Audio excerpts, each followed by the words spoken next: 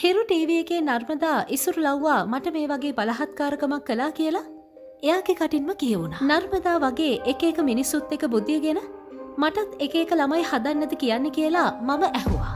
පාටිය ඉවර වෙලා ඉසුරුටයි නර්මදාටයි කරපු දේ හැමෝම දැනගන්න ඕනේ. ඊ හිරු නත්තල් සජීවී වැඩසටහනේදී ඉසුරු අතින් දේශානිට ප්‍රසිද්ධියේ කරදරයක් වෙනවත් එක්කම දේශානි මෙලෙස අත FM වැඩසටහනකදී හෙළිතරව්වක් කර තිබුණා. උපුටා ගැනීම. මේක මගේ පෞද්ගලික දෙයක් තමයි. ඒත් මේකේ ඇත්ත නැත්ත හැමෝටම දැනගන්න අයිතියක් තියෙනවා. මුලින්ම කියන්න ඕනේ මං කලින් වගකීමෙන් ප්‍රසිද්ධ කළා මම ඉසුරු කියන මිනිහගෙන් දැන් අයින් වෙලා තියෙන්නේ කියලා. ඒත් ඊයේ හිරු නත්තල් වැඩසටහනේදී නිවේදිකා නර්මදා වැඩසටහන පුරාවටම නොසැහෙන විදිහට මට අපහාස කරමින් මට හින්ට් ගගහා හැසුරුණු විදිහට හැමෝම තේරුම් ගත්තා නර්මදා කියන්නේ කොයි තරම් පහත් ගැහැණියක්ද කියලා. නර්මදා වැටුණු අමාරුවෙම තවත් ගැහැණියක් වැටෙනවට එයා හොඳ මුණ පෙන්නගෙන හිත යටින් කුරිරු සතුටක් ලබන්න. එක එක මිනිස්සුන්ගෙන් එක එක ළමයි හදාගෙන එයා වගේ මමත් ජීවිතේ වරද්ද ගන්න ඕනේ හැඟීමකින් වෙන්නේ. එයාට එච්චර අමාරුවක් තිබුණට මට නම් ජීවිතේ වරද්ද ගන්න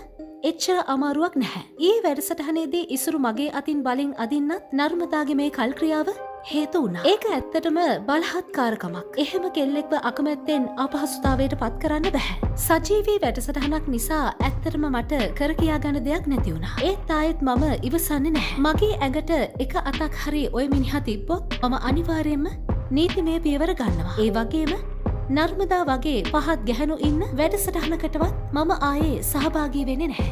උපුටා ගැනීම අවසන්.